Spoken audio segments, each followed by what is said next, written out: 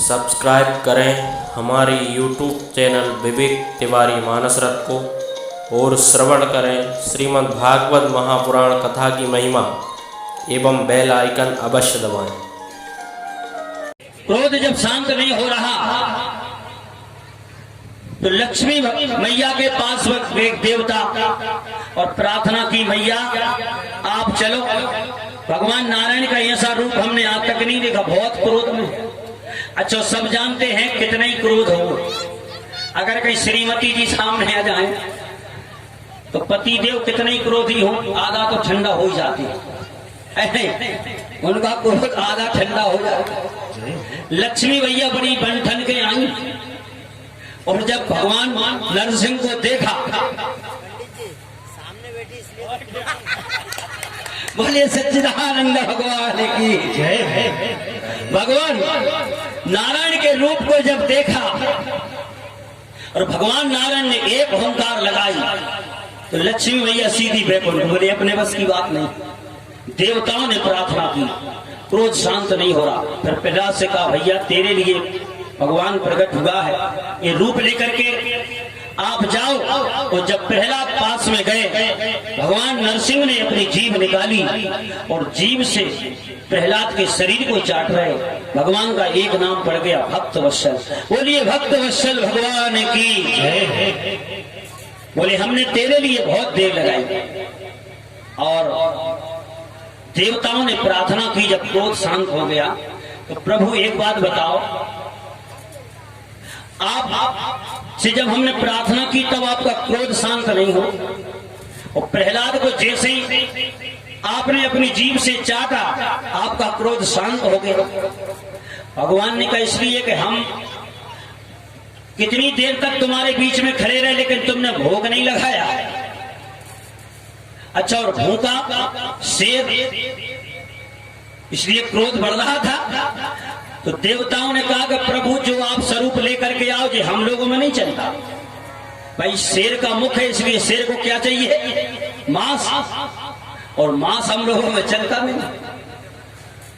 इसलिए हम भोग कहां से लगाते। भगवान ने कहा, इसलिए तो हमने प्रहलाद को भोग बनाया। अच्छा, भगवान को भोग लग जाए फिर क्या बन जाता है, प्रसाद। तो भगवान ने अपनी जीभ से प्रहलाद को चाटा और फिर क्या बन गया, अब प्रहलाद प्रहलाद नहीं रहे, क्या बन गए, प्रसाद। और मानस में गोस्वामी जी ने इसका भाव लिखा। मानसकार कहते हैं, नामो जपति नामो जपत मुनि कीन प्रसाद, भगत शिरो मणि भय प्रहलाद।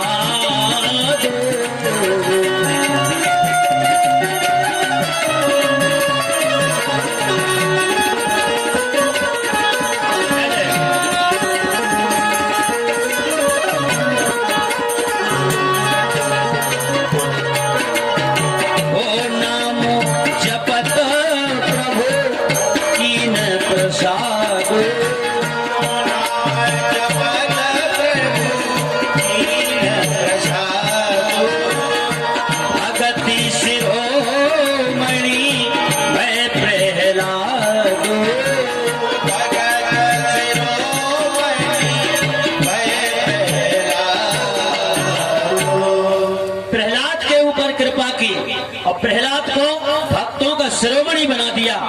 इसलिए सूर्य अनेक फिरे कण मांगत, सूर्य अनेक फिरे कण मांगत, पे पद सूर सुस्वाद कहाँ, ताल मजीरा बजाती फिरे, पर मीरा मतवारी सी चाहे कहाँ। और राम कथा कितनों ने लिखी, पर तुलसी सी मर्याद कहाँ। नरसिंह बसे प्रतिखंबन में, पर कारण को प्रहलाद कहाँ। भगवान तो आज भी प्रत्येक खंबा में, पर तुम प्रहलाद तो बनो निकालने के लिए, वो तो आज भी निकलने के लिए तैयार है। इसलिए सज्जनों, इस प्रकार से आज सुखदेव स्वामी परीक्षित से कह रहे हैं, देखो परमात्मा ने क्या राक्षसों के ऊपर कृपा नहीं की। प्रहलाद राक्षस जाति में है, लेकिन गोविंद ने भक्तों में प्रथम स्थान दे दिया। इसलिए मानसकार भी कहते वास्तव में परमात्मा समदृष्टि से देखता है। अखिल विश्व जग मोरे उपाया, राधे सब पर मोरी बराबरी दाया, सब पर मोरी बराबर दाया,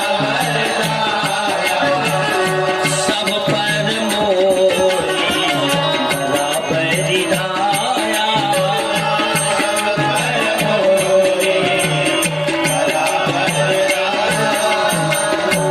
सब पर बराबर दया है। जैसे बिजली का करंट, बिजली का करंट फ्रिज में जा रहा है, करंट वही है, और एक प्रेस में जा रहा है, वही करंट है, करंट में कोई फर्क नहीं। लेकिन बात यह है कि फ्रिज को ठंडा कर रहा है और प्रेस को गर्म कर रहा है। अब तुम कहो करंट अलग है, करंट तो एक ही है, सिर्फ यंत्र तुम्हें बनना है। तुम प्रेस बन रहे हो कि फ्रिज बन रहे हो। यदि फ्रिज बनोगे तो वो ठंडा कर देगा, और प्रेस बनोगे तो तुमको गर्म ही करता चला जाएगा। यंत्र तुम्हें बनना, उसकी कृपा बराबर है, कृपा में कोई भी अंतर नहीं है। लेकिन हमारी आदत है, जब स्वार्थी स्वभाव है मनुष्य का, सज्जनों नाम तो लेता है लेकिन दुख में लेता है।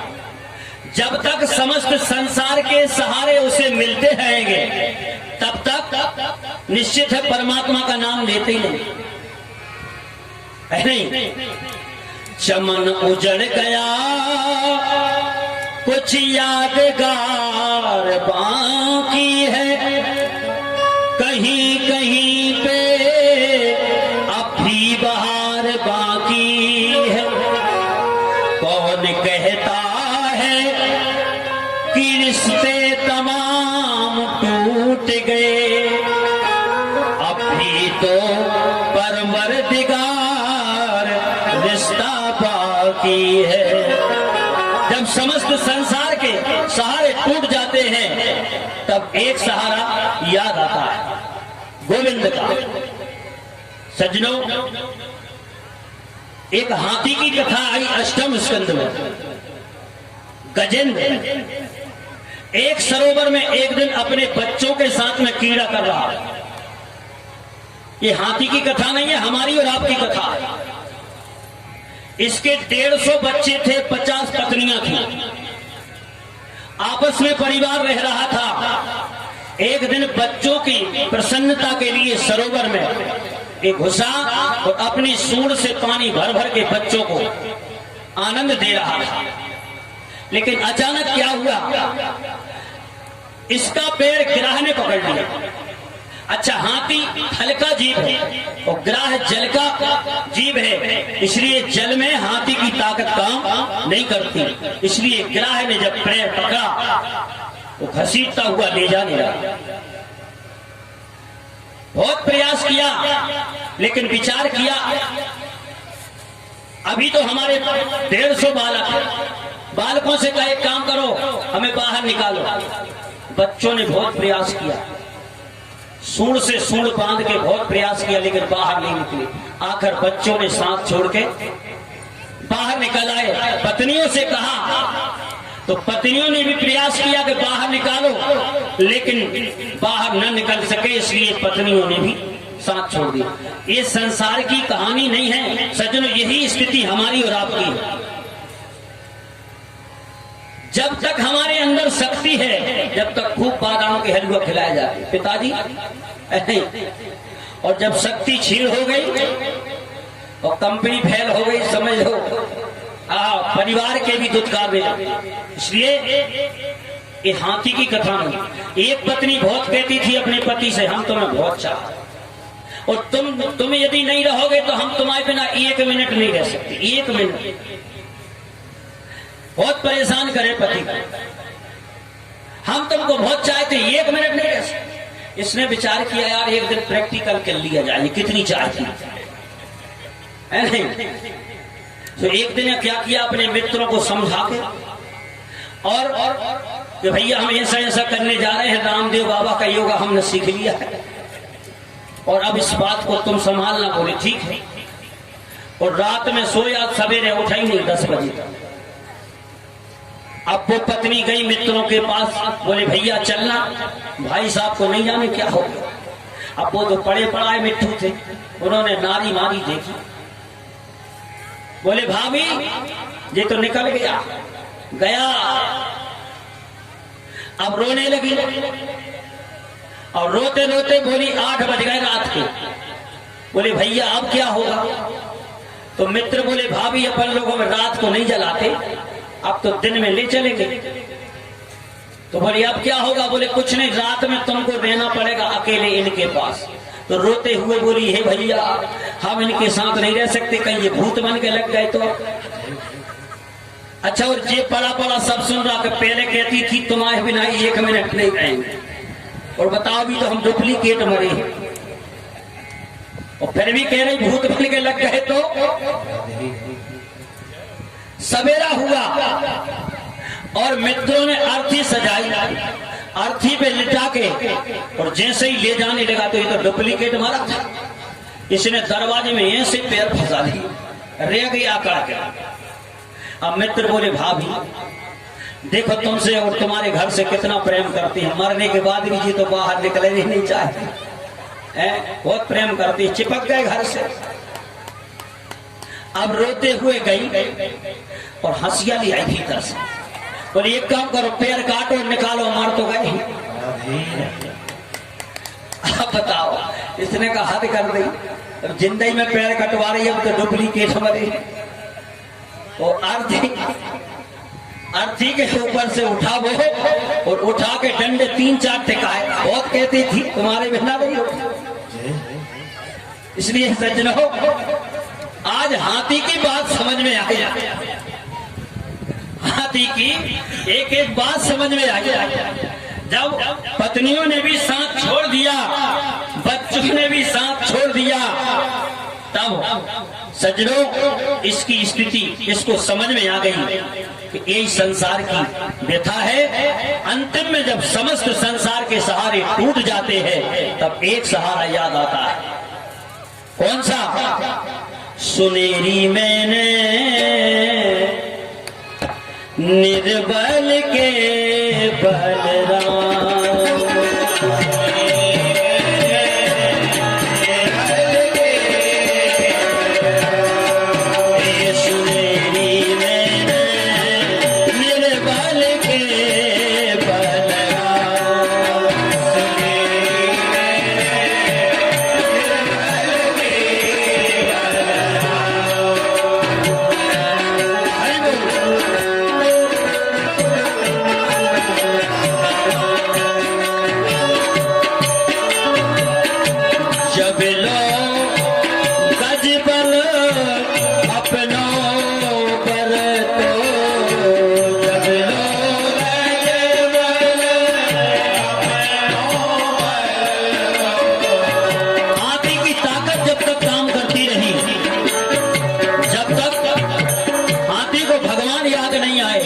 इसी प्रकार जब तक हमारी ताकत काम करती है हमें भगवान याद आते ही नहीं।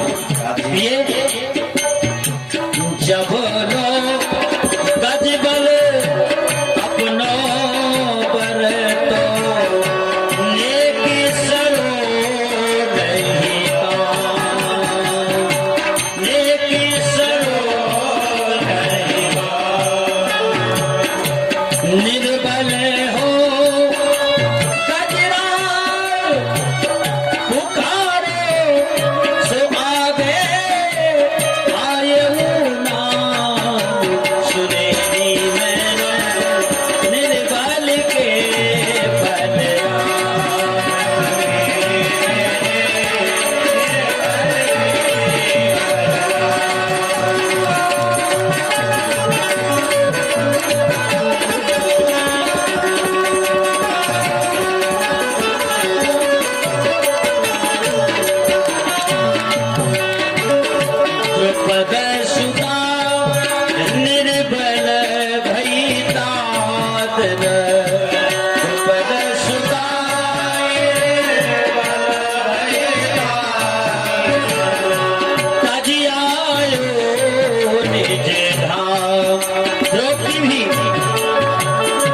उसको भी भरोसा था 5 पति बैठे, पितामह भीष्म, द्रोणाचार्य, कृपाचार्य।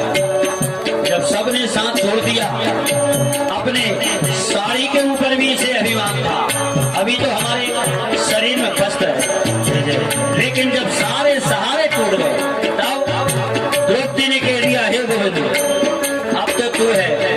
फिर जब गोविंद आया तो क्या हुआ, 10,000 हाथियों का बल था दुशासन में।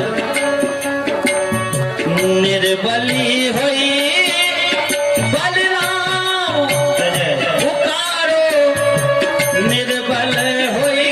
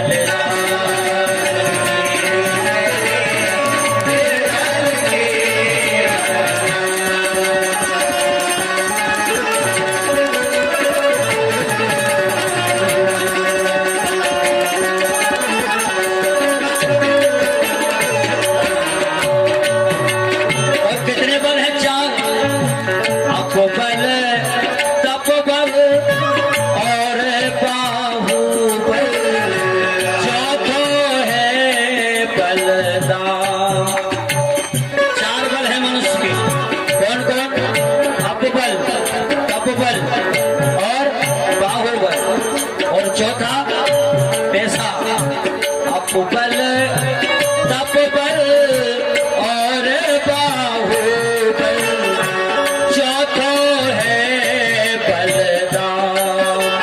लेकिन सूरदास जी कहते हैं, सूर किशोरी कृपा दे सब बल, हारे को हरि नाम सुमेरी में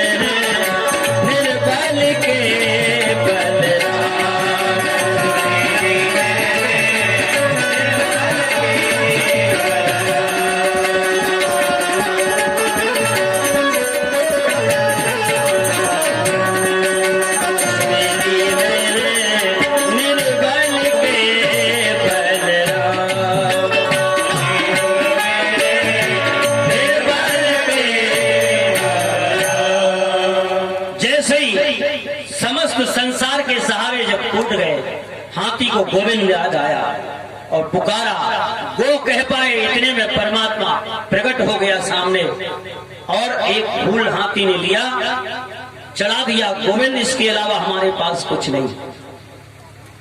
और उसी बहाने से हमारे गोविंद ने सबसे पहले हाथी को खींचा, साथ में ग्राह भी आया, सबसे पहले चक्र सुदर्शन से ग्राह को उद्धार किया, हाथी का भी उद्धार किया। हाथी ने पूछा, प्रभु बुलाया हमने, मेहनत हमने की और सबसे पहले तुमने ग्राह का उद्धार किया।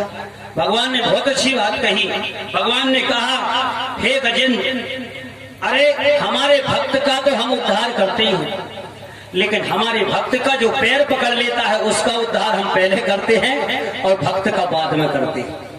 तो सज्जनों, कम से कम भगवान के पैर ना पकड़ पाओ तो भगवान के भक्त के ही पकड़ लो, इतने ही में आपका कल्याण सुनिश्चित। परमात्मा के ऊपर कोई भी वस्तु चढ़ जाए, जमीन पर नहीं गिरना चाहिए, नहीं दोष लगता है। एक बार क्या हुआ, भगवान नारायण के धाम से बैकुंठ से आए दुर्वासा जी देवराज इंद्र के पास पहुंचे, बड़ा स्वागत किया और नारायण भगवान ने दुर्वासा जी को एक प्रसादी रूप में माला दी। ऐसा स्वागत किया इंद्र ने, वो प्रसादी माला इंद्र को दे दी, लेकिन इंद्र को अहंकार, इंद्र ने हाथी को डाल दी और हाथी ने तोड़ मरोड़ के पैरों के तले कुचल दिया। तो क्या हुआ, वो प्रसाद था भगवान का। इसलिए भगवान का प्रसाद अथवा भगवान के ऊपर कोई भी वस्तु चढ़ जाए, वो जमीन पे नहीं गिरना चाहिए, नहीं तो दोष लगता है। इसलिए क्या हुआ, उसका परिणाम, हाथी ने जब माला कुचल के जमीन पे डाल दी, इसलिए देवराज इंद्र लक्ष्मी से हीन हो गए। और क्या हुआ, कालांतर में स्वर्ग के ऊपर बलि ने कब्जा कर लिया। भगवान नारायण के पास देवता पहुंचे, बोले ये बार बार की झंझट हम खत्म करे दे रहे, एक काम करो, राक्षसों को मित्र बनाओ, समुद्र मंथन के द्वारा समुद्र मंथन करेंगे, उसमें से जो अमृत निकलेगा वो पिला देंगे। तो अमृत को लेकर के मंथन प्रारंभ हुआ। सज्जनों, अंतिम रत्न, उसमें से 14 रत्न निकले, अंतिम जो रत्न है वो अमृत है। देवताओं को पिलाया, देवताओं को अमर बनाया। लेकिन एक दिन शुक्राचार्य जी से बलि ने कहा, गुरुदेव अमृत का पान कर लिया देवताओं ने, क्या हम विजय प्राप्त नहीं कर सकते? शुक्राचार्य ने कहा नहीं, विजय प्राप्त तो तुम कर सकते। कैसे? यदि तुम्हारे ऊपर गौ और ब्राह्मण की कृपा हो जाए तो निश्चित है आज भी भले ही अमृत का पान कर लिया, लेकिन तुम स्वर्ग पे अभी भी अधिकार जमा सकते हो। ऐसी सेवा की गौ और ब्राह्मणों,